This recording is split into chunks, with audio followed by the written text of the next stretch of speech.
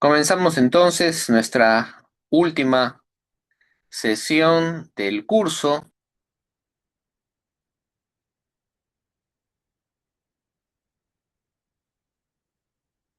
y vemos aquí ya nuestra pantalla. Esta es la sexta semana consecutiva que tenemos con el tratamiento de este curso de Segunda Corintios. En realidad, esta semana o la semana anterior es la que reemplazaba a la semana presencial. Entonces, vamos a culminar de todas maneras con el tratamiento de este curso y ya pues tenemos ahora la sexta semana. Comenzamos con el tema de la exhortación final y la confrontación apostólica, últimos dos eh, temas de las sesiones de hoy. Estamos ya en capítulo 12 de Segunda a Corintios y es lo que vamos a ver nosotros a continuación. Hay dos que están entrando también. Ya está.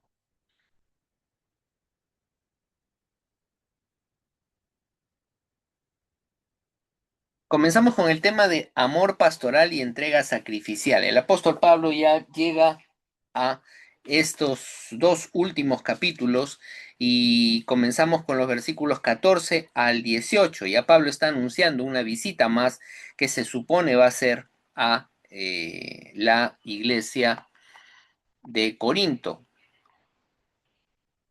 Y la pregunta con la que empezamos es, ¿qué actitud muestra Pablo respecto al apoyo económico y a su relación con los corintios? El texto bíblico dice, he aquí por tercera vez estoy preparado para ir a vosotros y no os seré gravoso, porque no busco lo vuestro, sino a vosotros. Pues no deben atesorar los hijos para los padres, sino los padres para los hijos, y yo con el mayor placer gastaré lo mío, y aun yo mismo me gastaré del todo por amor de vuestras almas, aunque amando no, amándoos más, sea amado menos. Pero admitiendo esto, que yo no os he sido carga, sino que como soy astuto, os prendí por engaño. ¿Acaso os he regañado por alguno de los que he enviado a vosotros? Rogué a Tito y envié con él al hermano. ¿Os engañó acaso Tito? ¿No hemos procedido con el mismo espíritu y en las mismas pisadas? ¿Qué es lo que el apóstol Pablo ahora eh, escribe con respecto al apoyo económico y lo que eso significaba, ¿no? En relación con los corintios? Pablo reafirma que no busca los bienes materiales de los corintios, sino a ellos mismos. O sea, ya finalmente, en la parte final, no está hablando acerca del asunto del dinero. Y Pablo dice, bueno, yo no quiero ser gravoso, yo con el mayor placer voy a gastar de lo mío, ¿no? Y aún yo mismo me voy a gastar del todo. Entonces, Pablo expresa allí un elemento muy importante. Él no desea que el apoyo económico se convierta en un elemento de, de problema con los corintios. Ahora, hay que recordar, ojo, ¿no? Siempre tenemos que interpretar el texto, ¿no? A la luz de los contextos.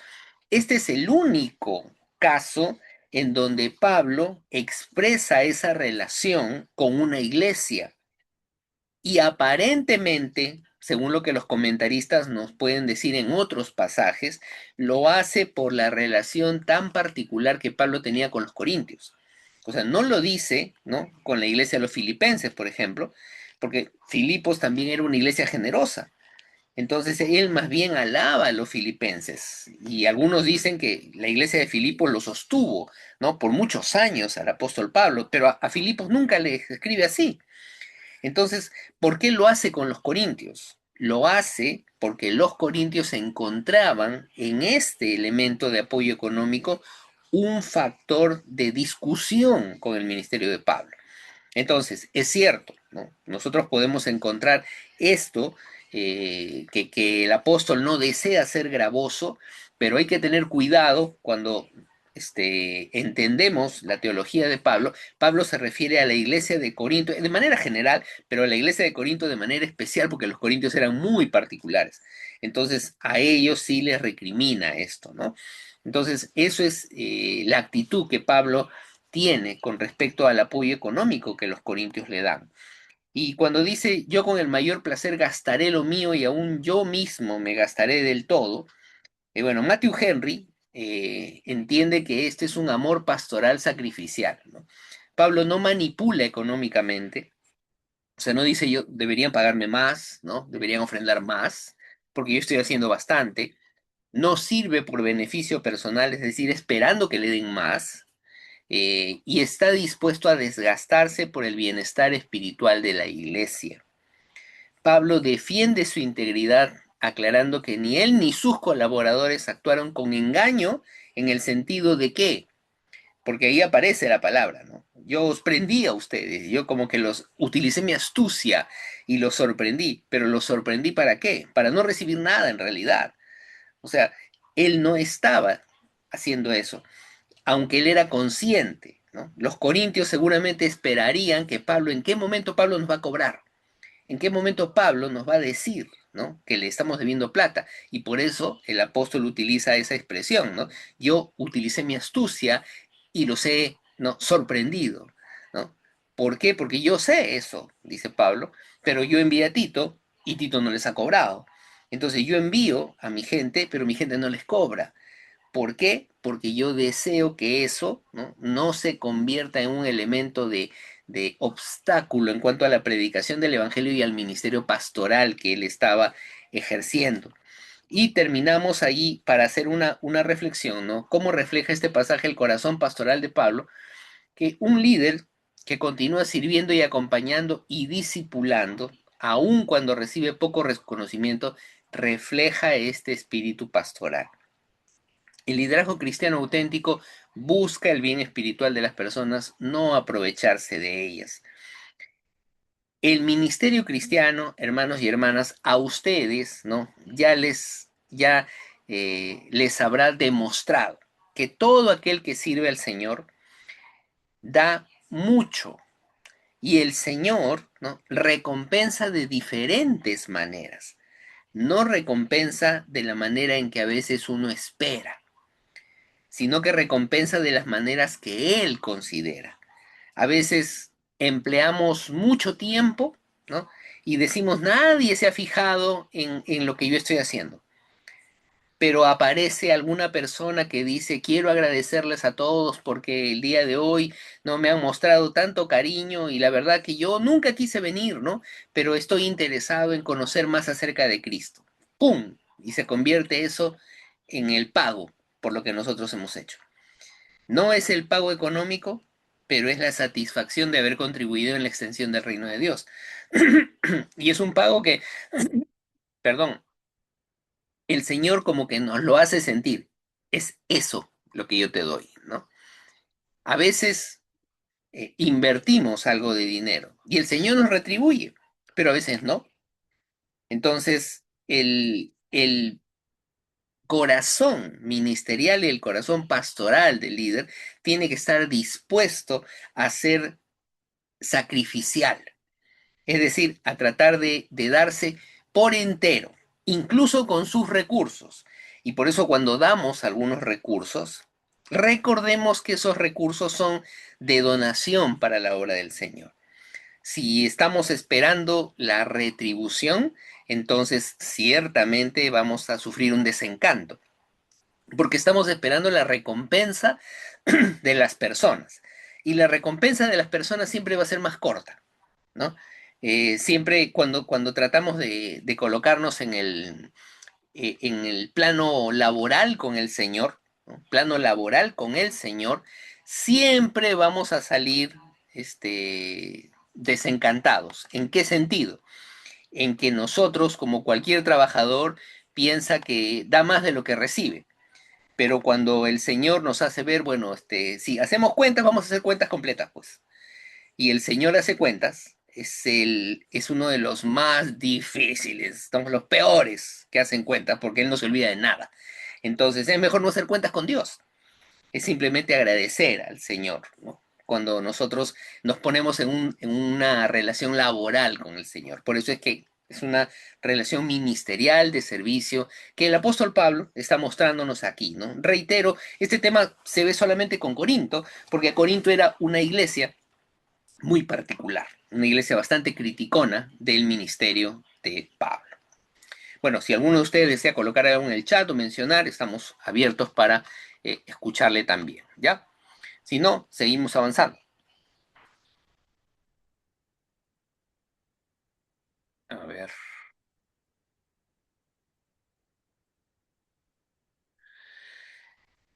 Pablo expresa también un temor pastoral ante el pecado persistente, ¿no? Versículos 19 hacia el 21, ¿no? Ya termina el capítulo número 12.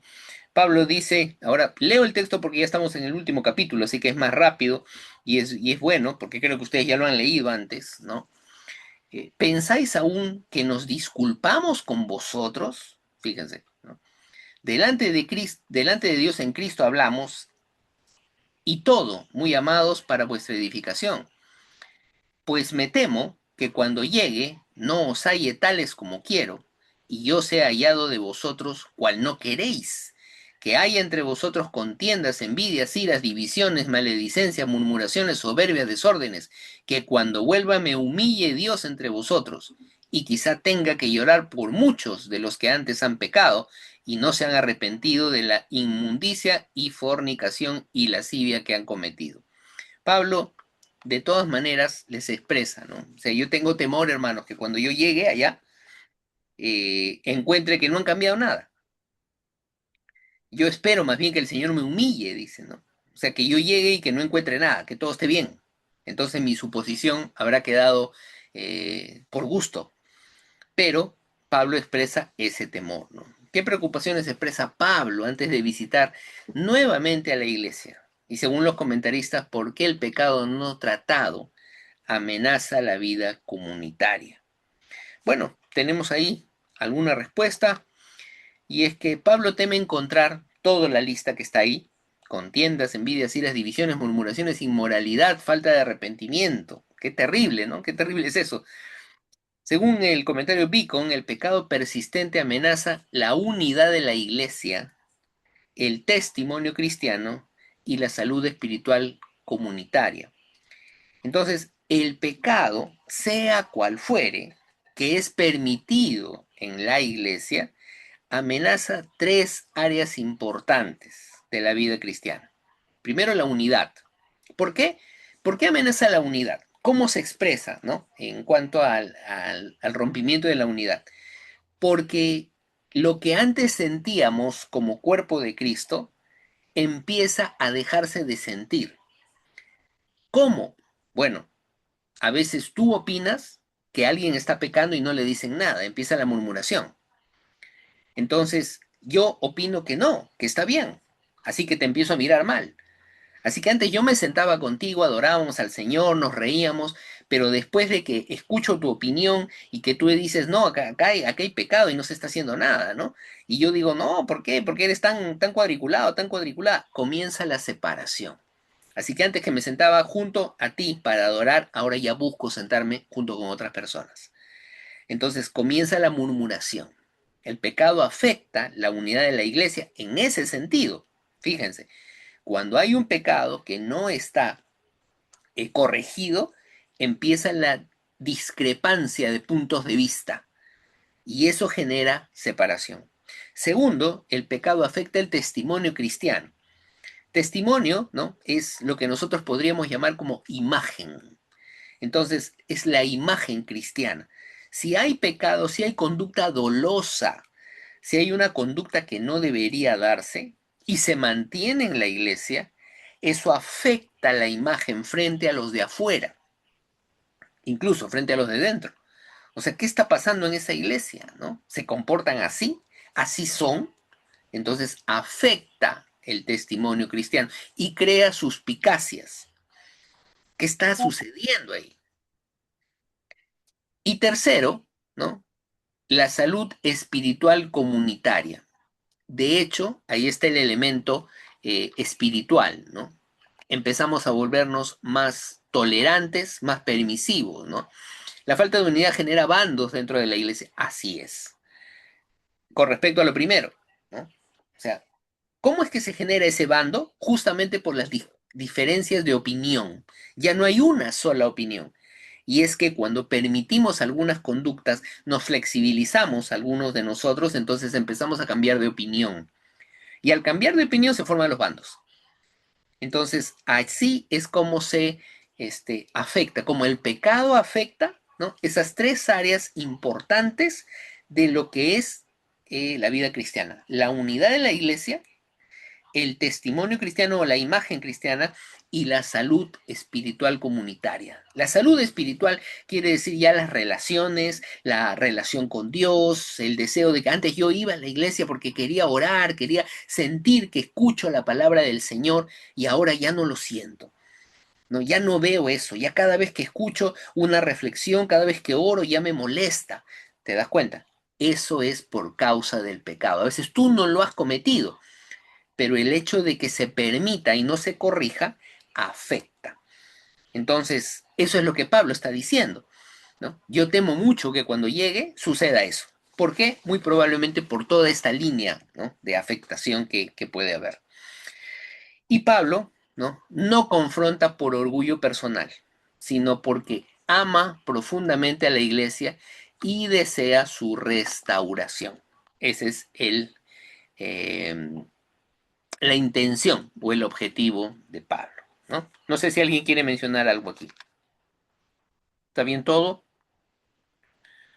Al final el curso va a ser el llamado a quien quiere arrepentirse, entonces puede ser para que conozca a Cristo también. Tal vez alguno, y lo ayudamos para que lleve alcanzando la madurez. Estamos, buscando alumnos. Muy bien. ¿Y qué revela este pasaje sobre la responsabilidad pastoral frente al pecado en la iglesia, ¿no? Ojo, responsabilidad pastoral no quiere decir solamente que lo tienen los pastores, sino todo aquel que hace un ministerio, ¿no?, pastoral, de acompañamiento, de apoyo, ¿no? ¿Qué tiene que ver esto? Bueno, el verdadero o el amor pastoral verdadero no ignora el pecado, lo confronta buscando restauración. Conflictos no resueltos, chismes o inmoralidad tolerada pueden destruir comunidades cristianas desde dentro. Y por lo general eso siempre sucede. O sea, cuando se permite o se flexibiliza algunas áreas que no tienen necesariamente que ver con em, lo que podríamos llamar asunto doctrinal, ¿no? Sí hay iglesias que se han dividido, caído y desaparecido por cuestión doctrinal, pero hay otras que no. Hay otras que han caído simplemente por malos manejos económicos, por ejemplo. Entonces se ha querido hacer el bien, pero no se ha hecho de manera transparente el manejo económico y de repente todo se cae.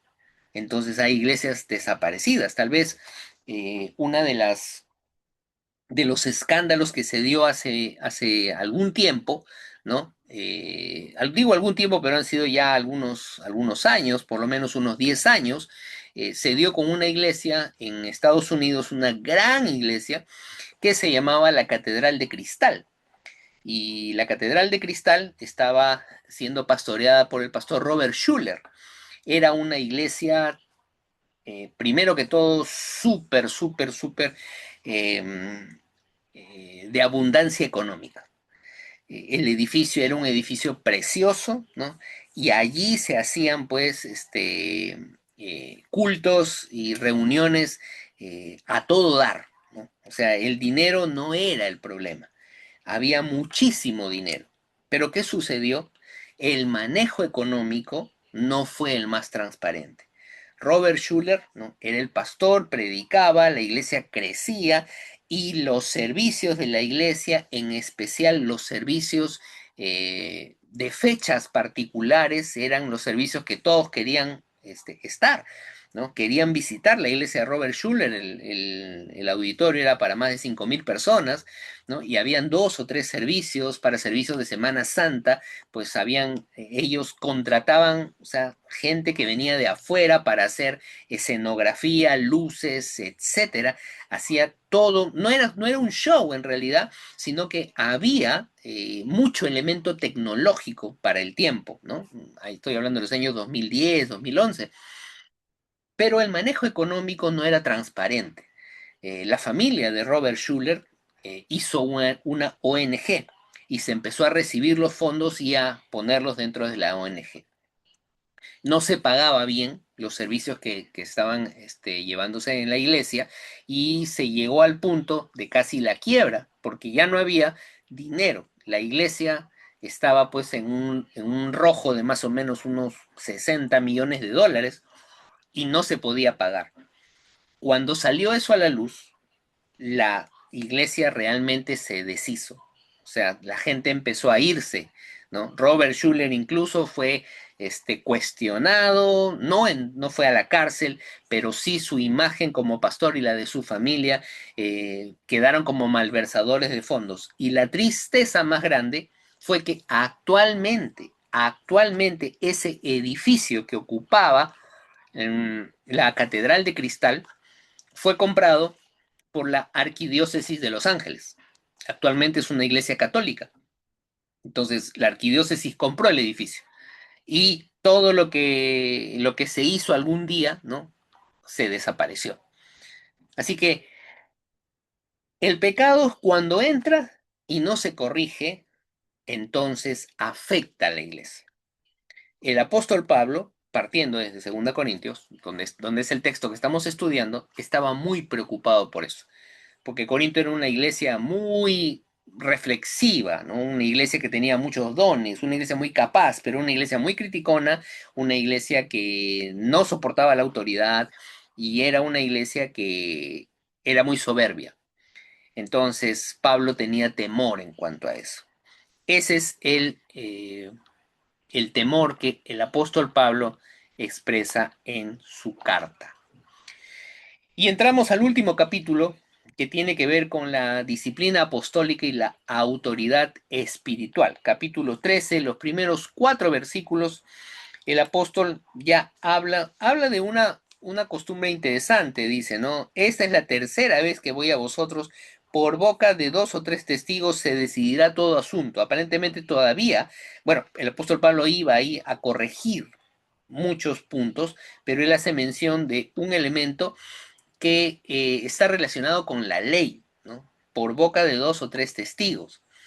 Entonces, Pablo menciona el principio de 2 o 3 testigos, es un principio que está en Deuteronomio, es un principio de la ley judía. En Deuteronomio 19:15, vamos a ver el texto. A ver, permítame.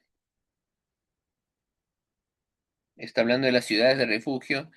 Dice, no se tomará en cuenta a un solo testigo contra ninguno en cualquier delito ni en cualquier pecado en relación con cualquier ofensa cometida. Solo por el testimonio de 2 o 3 testigos se mantendrá la acusación. Pablo hace referencia a la ley judaica. Ahora entendemos que Corinto era una ciudad pagana, pero Pablo está echando, ¿no? Mano de una ley que él la decide aplicar, o un principio, ¿no? Y que muestra que la disciplina hay que ejercerla con justicia y evidencia, no de manera arbitraria. Entonces, algunas personas podían levantarse y decir, yo he visto a este haciendo eso, ¿no? Comiendo estas cosas con respecto a los ídolos. Entonces, no hay que ejercer una disciplina cuando hay solo una acusación. Pablo lo que busca ahí es un principio de justicia y un principio de evidencia, echando mano a una ley que ya estaba en el Deuteronomio. Entonces, por esa razón es que Pablo menciona esa ley del Antiguo Testamento, ¿no? ¿Y cómo conecta Pablo la debilidad de Cristo con el poder de Dios? Y allí dice, versículo 3: pues buscáis una prueba de que habla Cristo en mí, el cual no es débil para con vosotros, sino que es poderoso en vosotros. porque aunque fue crucificado en debilidad, vive por el poder de Dios, pues también pues también nosotros somos débiles en él, pero viviremos con él por el poder de Dios para con vosotros. Parece un trabalenguas, ¿no? Pero Pablo conecta esa idea con Cristo. Cristo fue crucificado en debilidad, pero vive por el poder de Dios. De manera análoga, ¿no?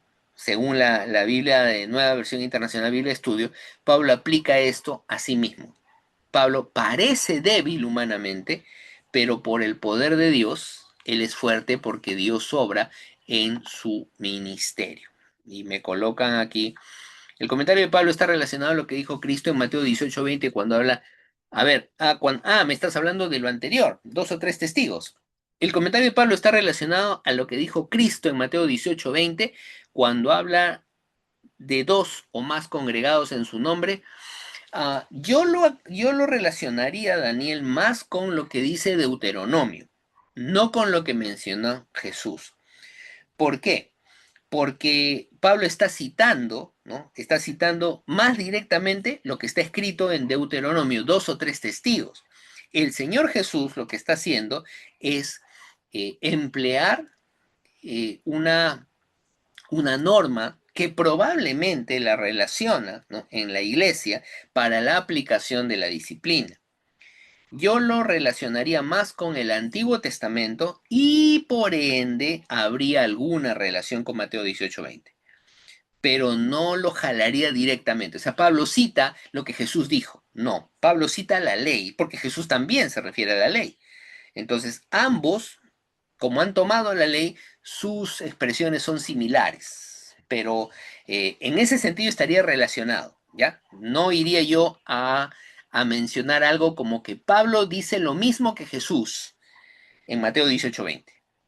A eso me referiría, ¿no? Pero seguramente hay relación. Eso podría decirte. Entonces, Claro. Pablo, ¿cómo conecta? La debilidad siempre es por sentido analógico, ¿no? Cristo fue crucificado aparentemente débil, pero Cristo vive por el poder de Dios. Nosotros, dice Pablo, somos personas débiles, pero nosotros viviremos con Él por el poder de Dios para con nosotros. ¿Cómo eso tiene que ver con el ministerio que nosotros ejercemos, ¿no? En cuanto al uso correcto de la autoridad espiritual, la autoridad espiritual bíblica no busca dominar, sino edificar y corregir con verdad. La autoridad espiritual madura combina verdad, justicia y humildad. La disciplina eclesial debe manejarse con evidencia, amor y propósito restaurador, evitando abusos de autoridad o favoritismos. Primera parte, autoridad. La autoridad espiritual viene del ejemplo, viene de lo que nosotros somos, no de lo que nosotros decimos.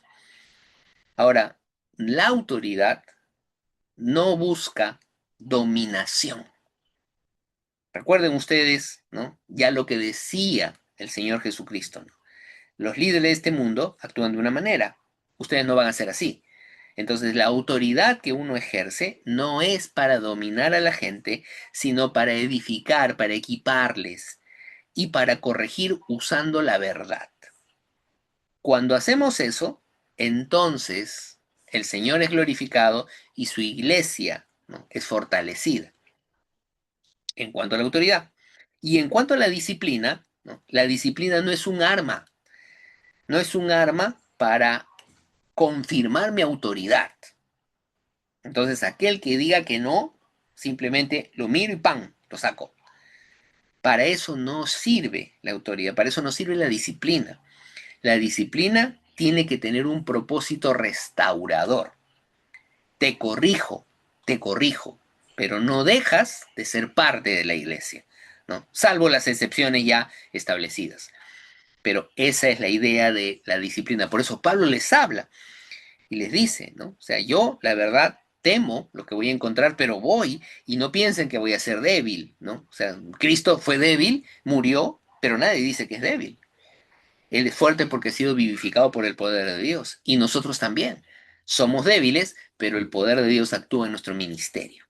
Entonces, Esa es la fortaleza que uno tiene, ¿no? Autoridad y disciplina, elementos muy, muy, muy importantes en la iglesia, muy difíciles de aplicar a veces, ¿no? Porque tenemos una resistencia natural a la autoridad. No queremos obedecer, no queremos dejarnos guiar.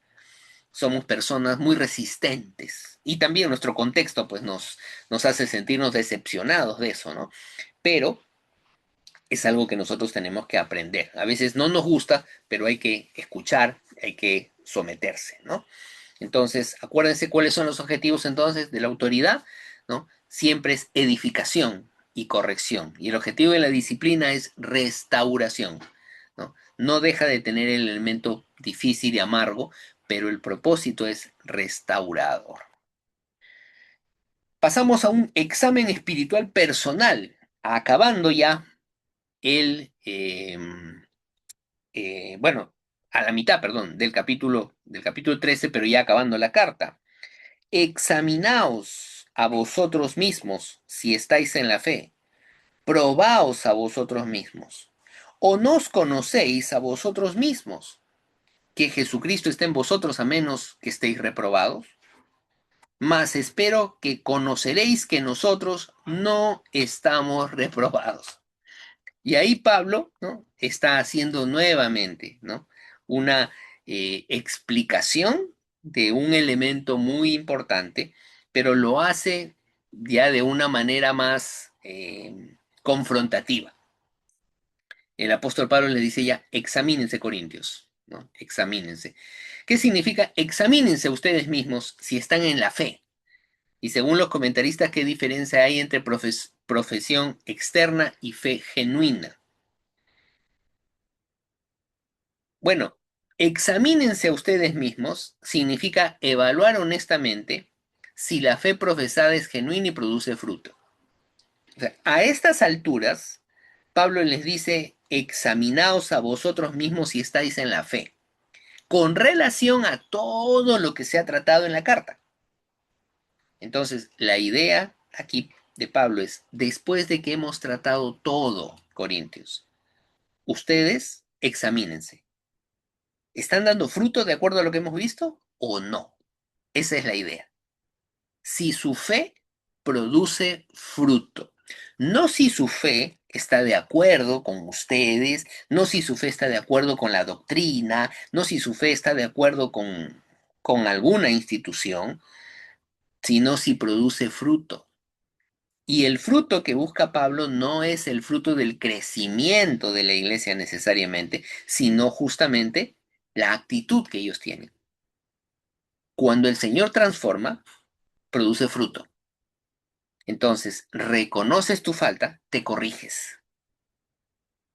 Y hay dos términos ahí que yo he puesto, ¿no? Profesión externa y fe genuina.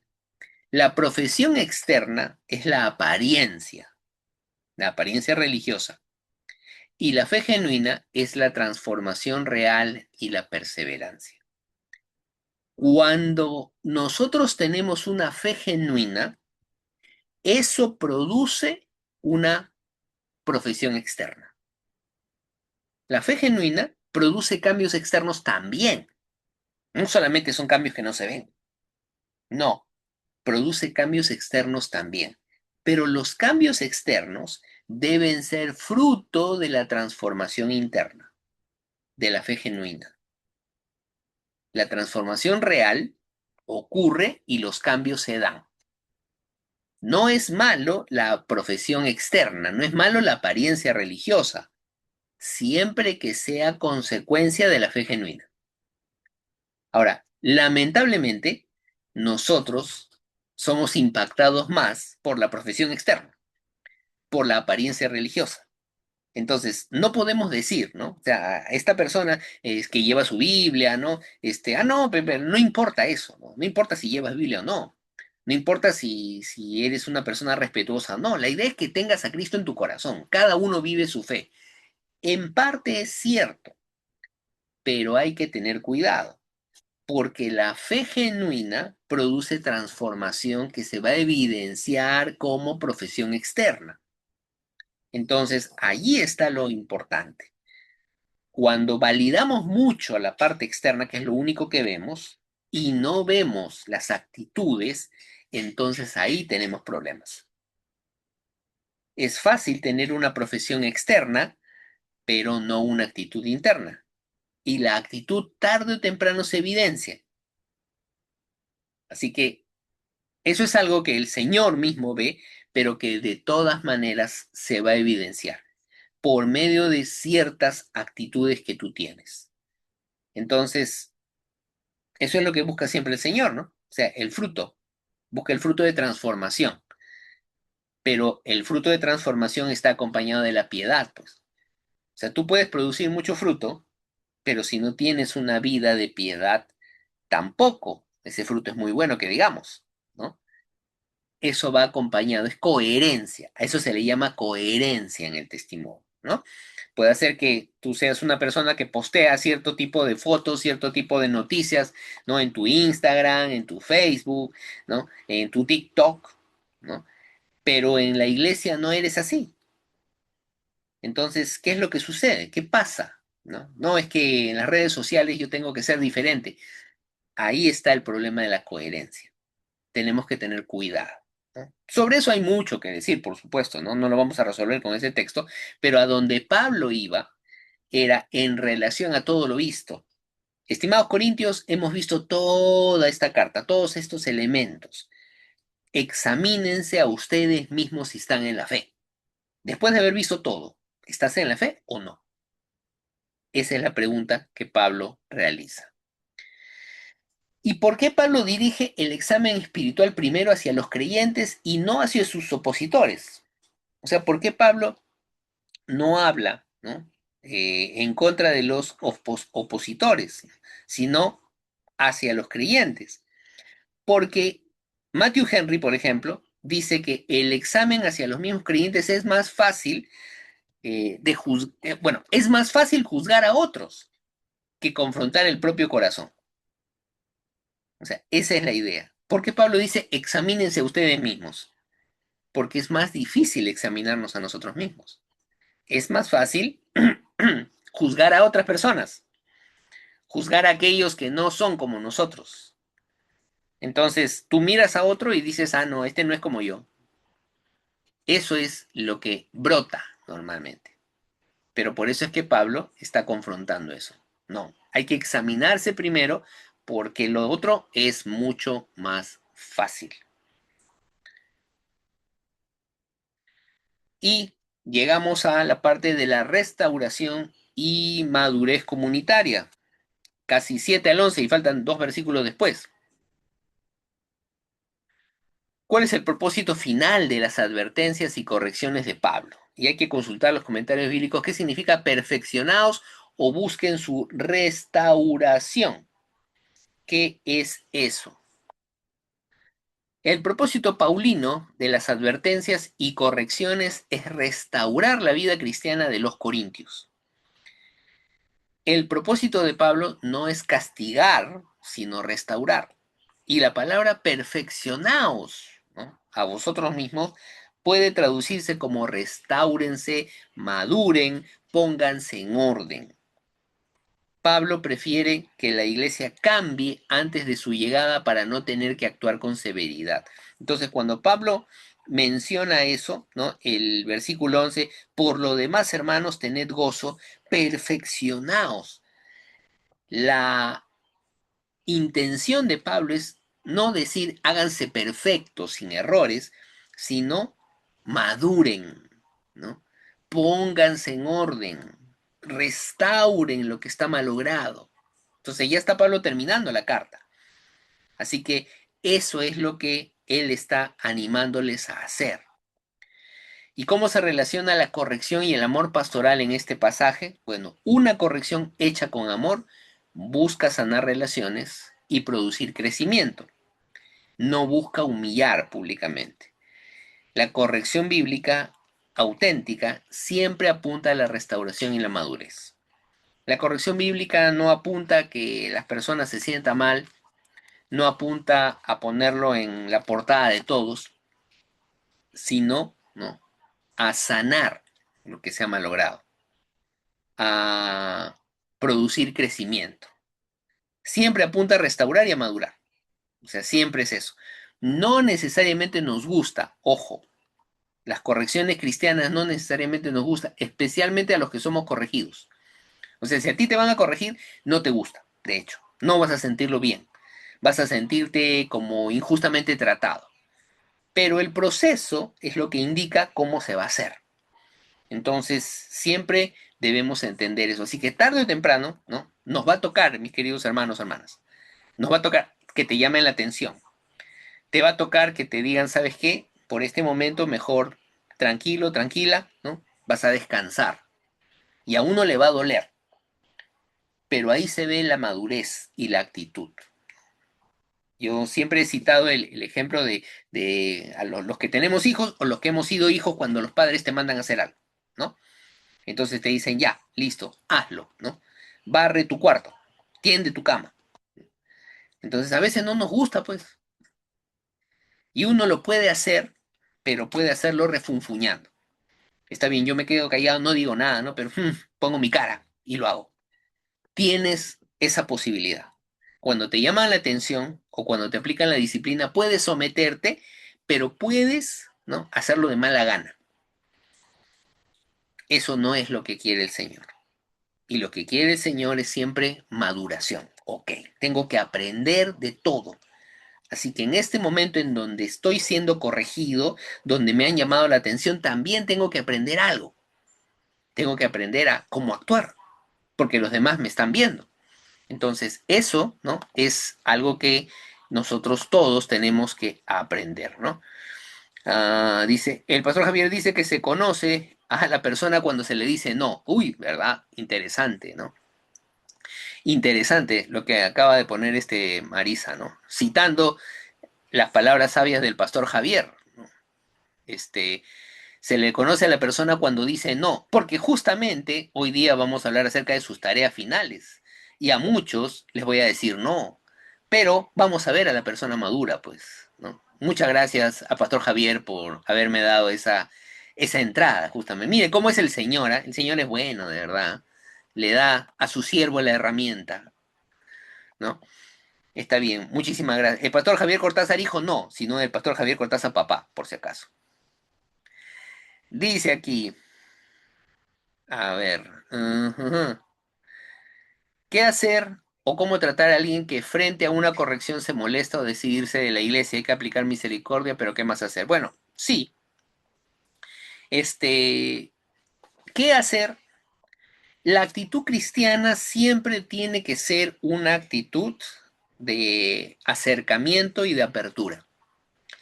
No dejar de reconocer la falta y no dejar de reconocer la necesidad de corrección. Si una persona se molesta o se va de la iglesia o quiere irse de la iglesia, el deber nuestro es decirle, no tienes por qué irte, porque este trago amargo, situación difícil, se tiene que pasar. O sea, tienes que pasar a través de eso. Esa es la aplicación de misericordia. Ahora, ¿qué más hacer? La verdad es que tenemos que hacer algo difícil, ¿no? Y lo difícil es lo que el Señor pide hacer, ¿no? El Señor Jesucristo pide hacer en el Sermón del Monte, ¿no? Orar por aquellos que os persiguen, por aquellos que os maldicen, por aquellos que hacen daño, ¿no? O sea, esa es la parte espiritual. O sea, tenemos que orar por ellos, ¿no? Y ahí tengo dos recuentos, ¿no? O dos momentos de ilustración, ¿no? Que a mí me han hecho pensar, ¿no? Uno es uno más serio, que es la película de Chosen, ¿no? La serie, que ya creo que les he contado. Hay un momento en donde Jesús les habla acerca de que ustedes tienen que llevar, aquel que les pide que carguen una milla, carguen dos, ¿no? Entonces, alguien que te pide algo, no, no te quedes en eso, hazle más. Ya, decirlo es una cosa, hacerlo es otra. Y justamente la película, ¿no? La serie, mejor dicho, retrata ese momento. Retrata el momento en donde Jesús y sus apóstoles están caminando por uno de los caminos antiguos, y en los caminos antiguos, ¿no? Que los romanos habían puesto, habían postes que marcaban las distancias de las millas. Entonces, cuando Jesús y sus discípulos están caminando, hay un grupo de soldados romanos que se han quitado su armadura, se han quitado su casco, ¿no? Están con sus cosas ahí esperando que pasen judíos. Y entonces Jesús y sus discípulos están caminando y empiezan a pasar por ese camino y ven a los soldados romanos. Y ellos siguen caminando. Y cuando se enfrentan a ellos, los soldados le dicen, paren, alto, le dice, dejen sus cosas y carguen nuestras cosas, porque la ley dice que ustedes tienen que cargar esto 1 milla.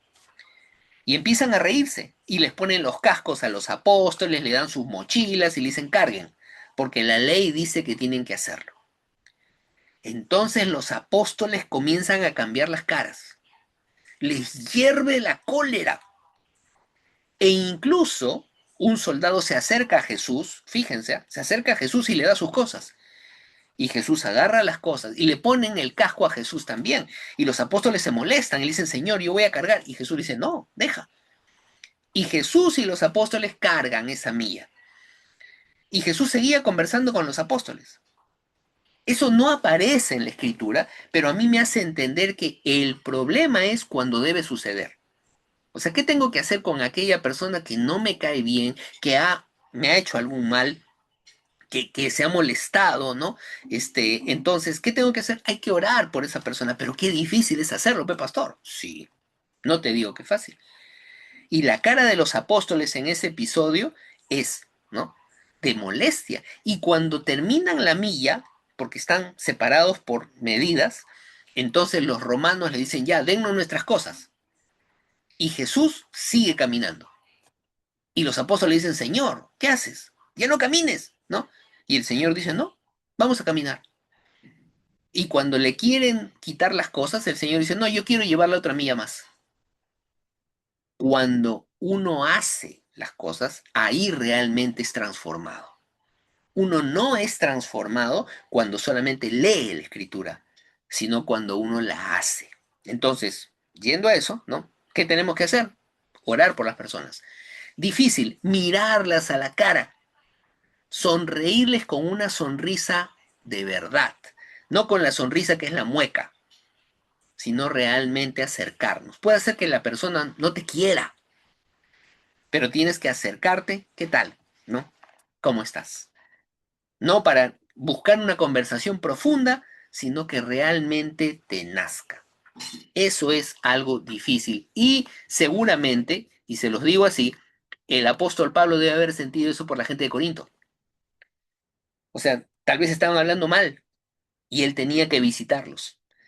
Entonces, ¿cómo se iba a presentar el apóstol Pablo? El apóstol Pablo no se iba a presentar a decir, no, con la música de Darth Vader, ¿no? O sea, cuando entraba, no, tan, tan, tan, tan, tarán, tan, tarán, llegaba el apóstol Pablo, ¿no? Ahora sí, viene la fuerza. No, él iba a ir, ¿no? Abierto a eso. Entonces, sí, ¿no? Corrección implica siempre restauración y madurez. Bendición final y comunión trinitaria. Último párrafo, ¿no? De 2 Corintios capítulo 13. Por lo demás, hermanos, tened gozo, perfeccionaos, consolaos, sed de un mismo sentir y vivid en paz, y el Dios de paz y de amor estará con vosotros. Saludaos unos a otros con ósculo santo. Todos los santos os saludan. La gracia del Señor Jesucristo, el amor de Dios y la comunión del Espíritu Santo sean con todos vosotros. Exhortaciones finales de Pablo a la iglesia: regocijarse, perfeccionarse, consolarse, vivir en paz. Esas son las exhortaciones que Pablo hace. Y la bendición trinitaria, ¿no? ¿Cómo resume el propósito de toda la carta? Según la Biblia de Estudio, Nueva Versión Internacional, esta bendición resume el deseo de Pablo, que la iglesia viva reconciliada con Dios y entre sí. Una comunidad saludable refleja gracia en el trato, amor genuino y unidad producida por el Espíritu. Y la meta final de la confrontación apostólica no es el conflicto. O sea, la meta final de Pablo no era buscar la pelea. La meta final de Pablo era la restauración. Síntesis de esta parte, ¿no? El pasaje nos enseña, ¿no? Desde el inicio, el liderazgo bíblico sirve sacrificialmente. Acuérdense, Pablo daba sin pedir que le den. El pecado tiene que confrontarse con amor y con verdad. La autoridad espiritual busca restaurar, no busca controlar. La fe genuina requiere un autoexamen constante. La meta del ministerio es la madurez y la comunión. Y el cierre de la carta, ¿no?, muestra la firmeza pastoral y que la firmeza pastoral y el amor pastoral no se contradicen, son uno. Y la confrontación bíblica puede ser la expresión de cuidado espiritual para todos. Entonces, terminamos, ¿no?, la carta con esa reflexión. No sé si hasta el momento, con esta última parte, hay alguna pregunta, algún comentario, algo que ustedes quieran mencionar. ¿Hay algo? ¿Alguna pregunta, alguna duda con respecto a al contenido de este último cuestionario? No, todo bien, todo tranquilo, todo claro. Perfecto, me alegro. Me alegro entonces. Vamos a la parte final entonces. Ya agarramos esto hasta que acabemos. No creo que nos vamos a demorar mucho, pero me permiten un ratito ir cerrando mis pantallas para encontrar la siguiente que va a venir.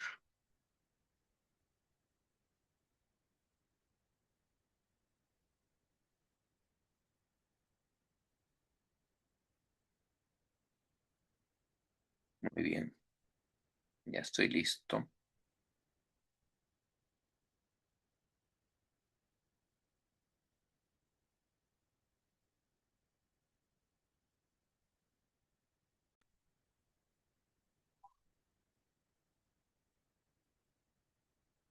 Última reflexión.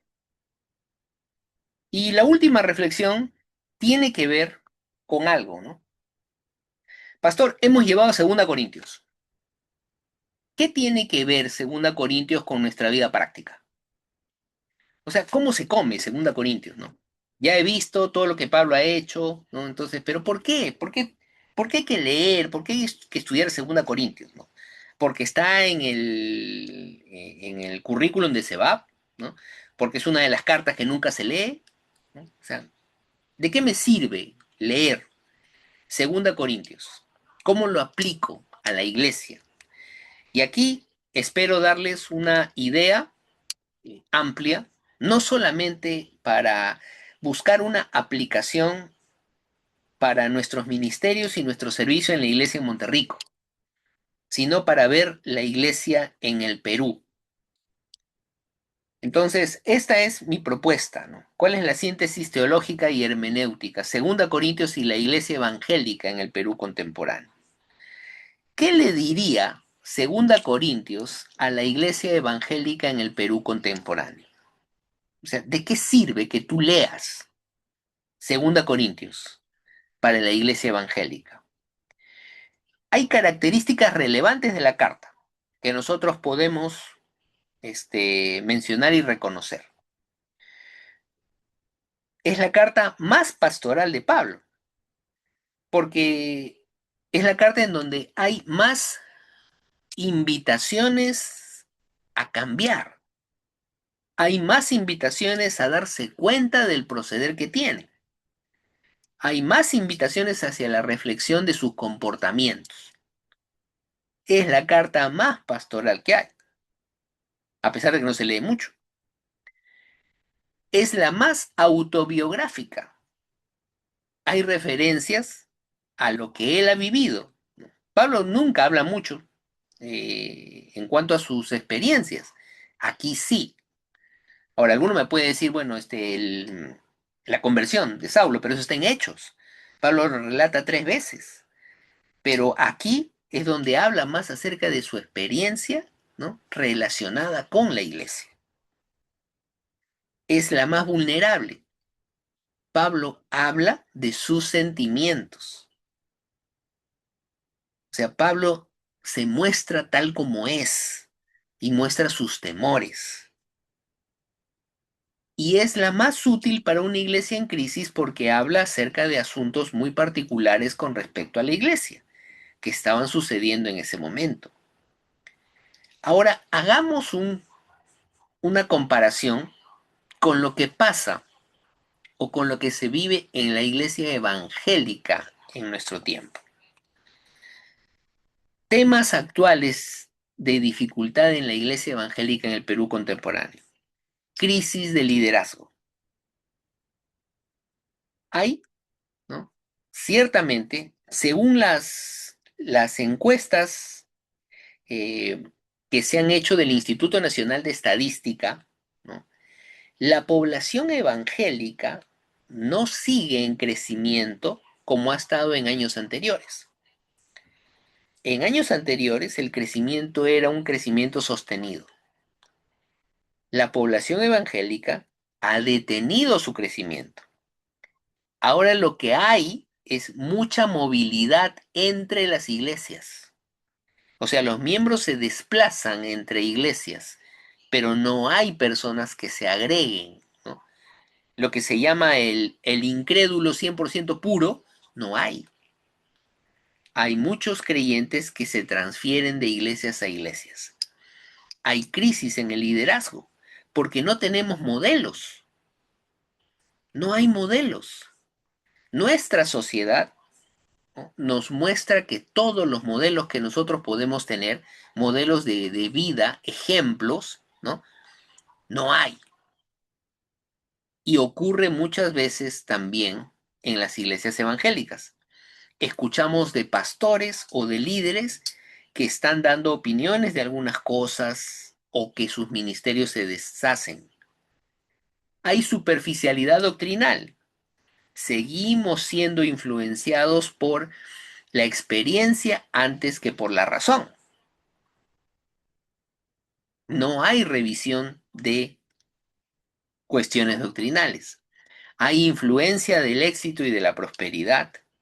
Ahora más estamos en la polarización política. O sea, estamos más en la polarización política. El discurso político ya es parte de nuestro discurso. Y entonces a veces tememos de decir algo por temor a empezar la polémica. Hay autoritarismo espiritual, ¿no? Hay congregaciones en donde el liderazgo, los pastores, son aquellos que mandan todo y no se puede decir nada, no se puede reflexionar. Hay cansancio pastoral también, sí, es algo que no se comenta, pero hay desánimo en cuanto a la obra, en cuanto al trabajo pastoral. Hay cansancio. Hay iglesias centradas en imagen,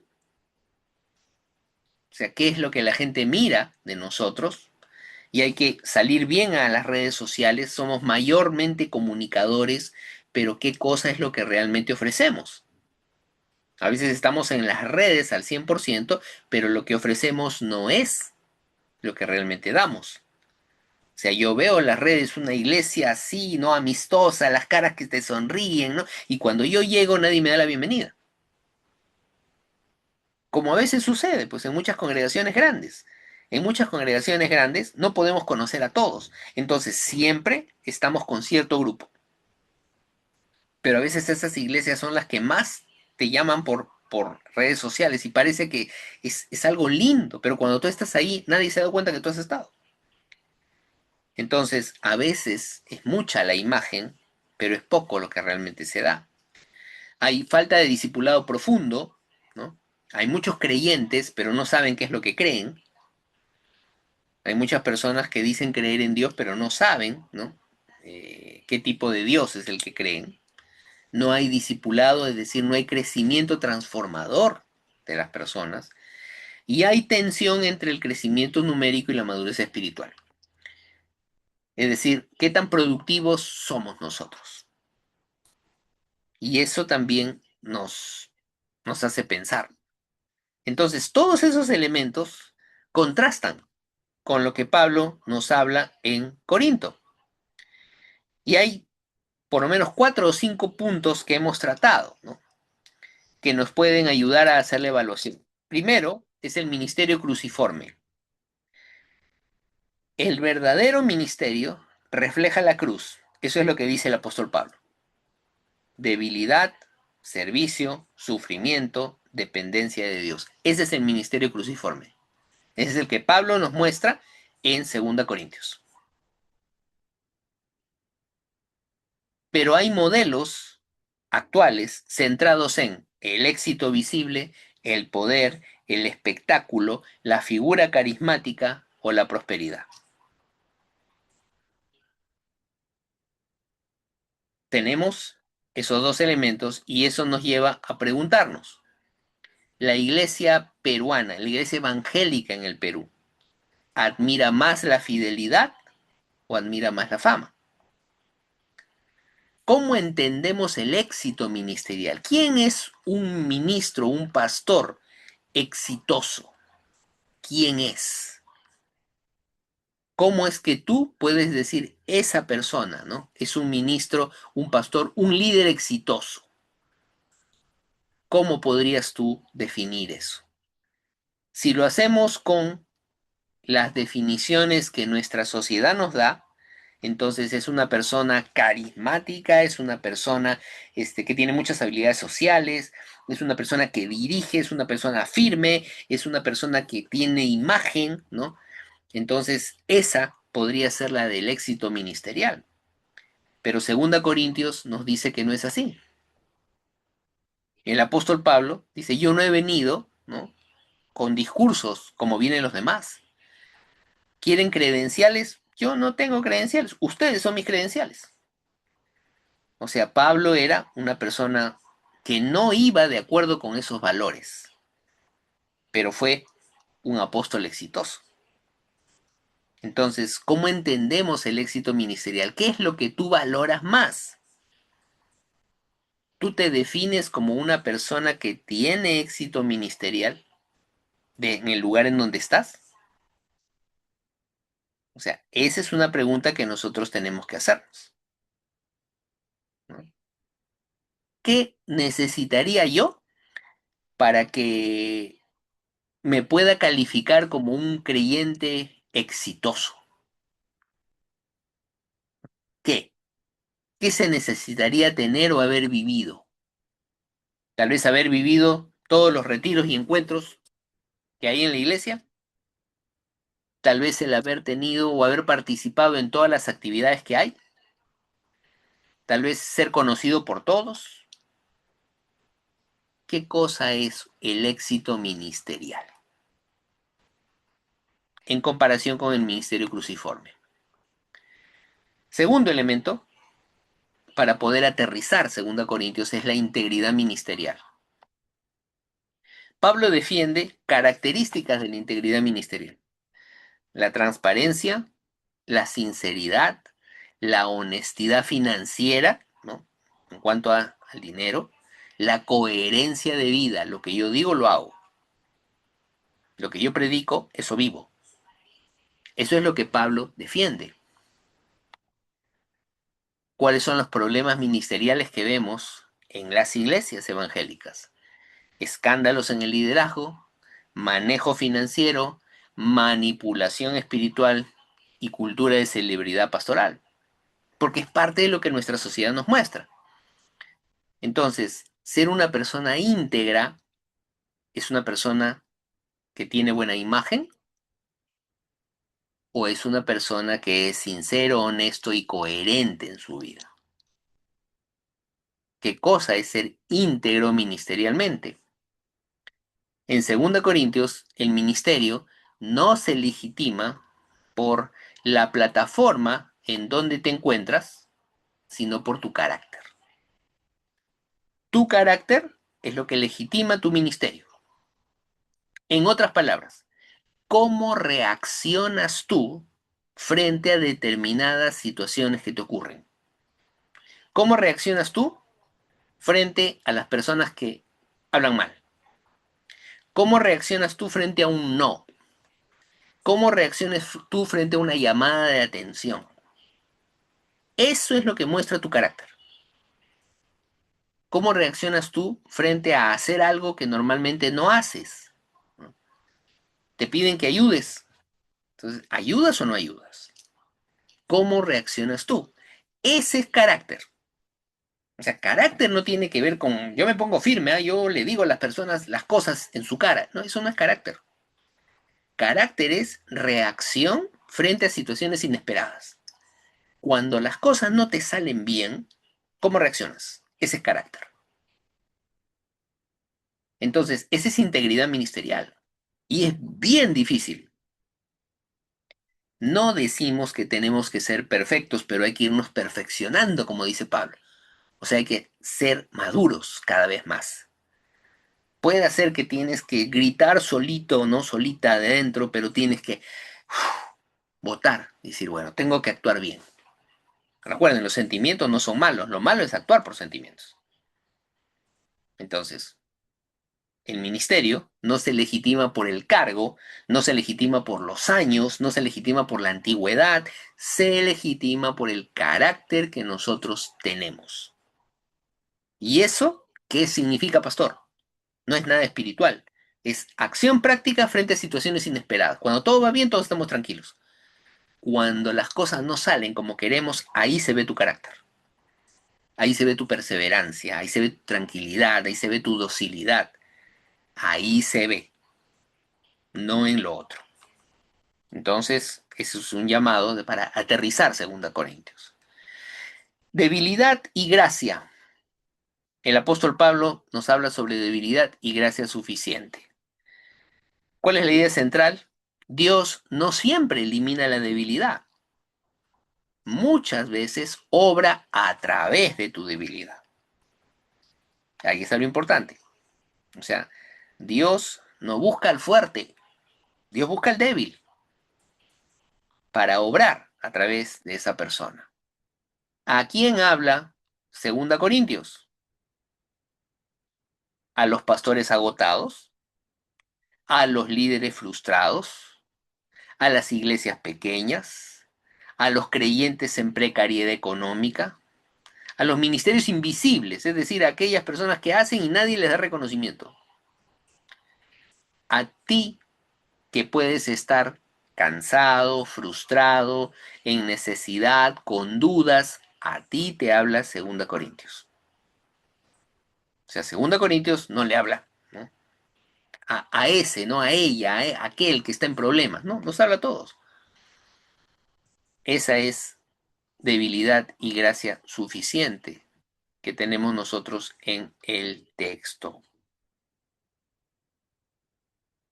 Y hay una reflexión aquí. En un contexto donde muchas veces se exalta la autosuficiencia o el ministerio exitoso, Pablo enseña que la gracia suficiente vale más que la imagen de fortaleza.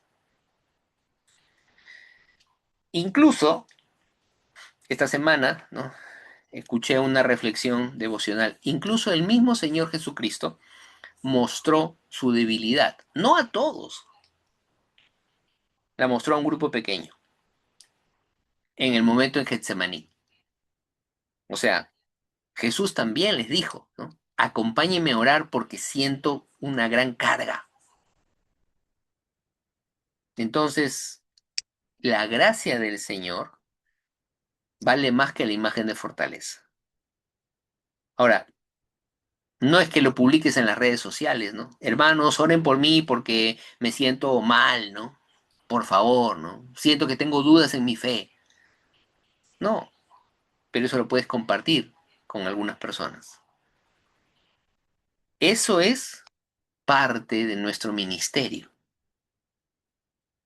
Entonces, tenemos que tener cuidado porque a ojos de los demás, la idea de una persona exitosa y un creyente exitoso es aquel que es tranquilo siempre, ¿no?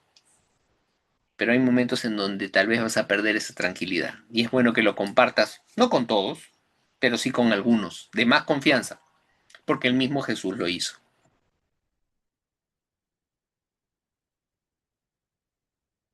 Reconciliación y comunidad, nos habla 2 Corintios. ¿Cuál es la idea central? El Evangelio produce reconciliación con Dios entre creyentes y en la comunidad. ¿Qué sucede en el Perú de hoy?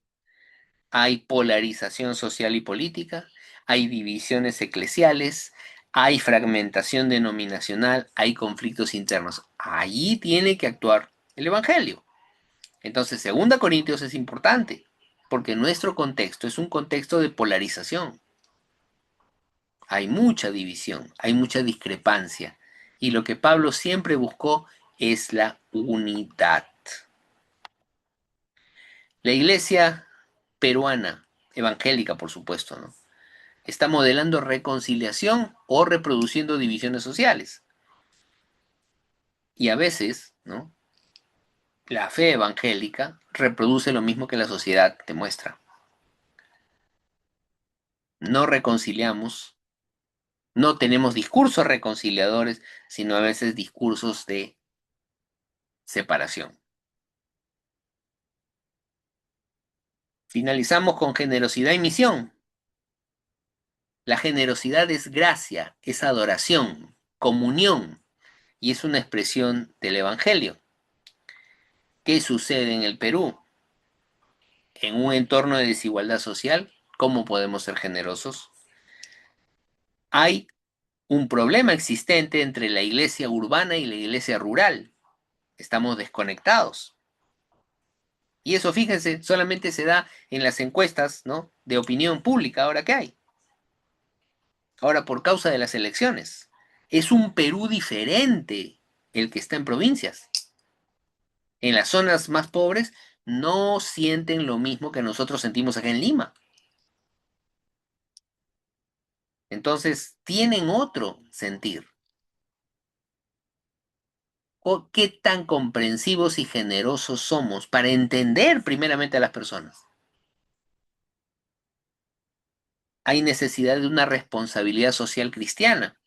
Y quiere el Señor que nos siga animando, ¿no?, a ser responsables socialmente, a que veamos a las personas en necesidad como un campo para poder ayudar.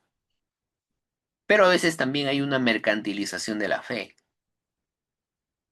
Entonces se aprovecha la fe para generar recursos personales.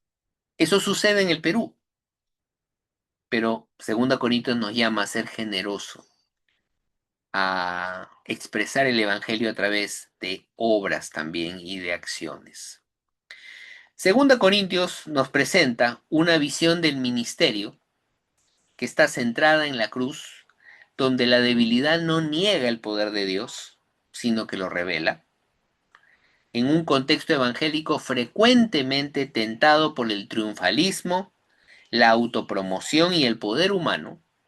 La carta llama a recuperar una espiritualidad de integridad, de humildad, de reconciliación y de dependencia de la gracia divina. Eso es lo que hace Segunda Corintios. Muy bien. Comentarios, preguntas. Ya son nuestros últimos minutos. Hasta aquí quería llegar y justamente por eso es que comencé la reunión de hoy, ¿no? Con esa alabanza, ¿no? Porque el Señor nos llama a reconocer quién es ese Dios. Bien, mis queridos hermanos, fíjense, 9:30 estamos terminando todo el curso. No teníamos que quedarnos hasta las 11, así que estamos terminando más temprano con una aplicación y una reflexión nada más. Muy bien, ¿alguna pregunta, algún comentario con respecto al tema que hemos visto? Si vamos a hablar acerca de cualquier otra cosa, tenemos que parar la grabación.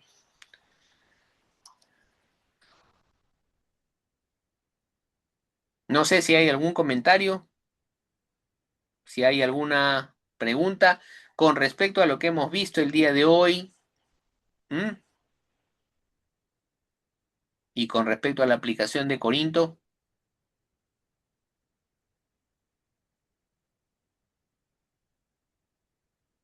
Nada, todo está firme.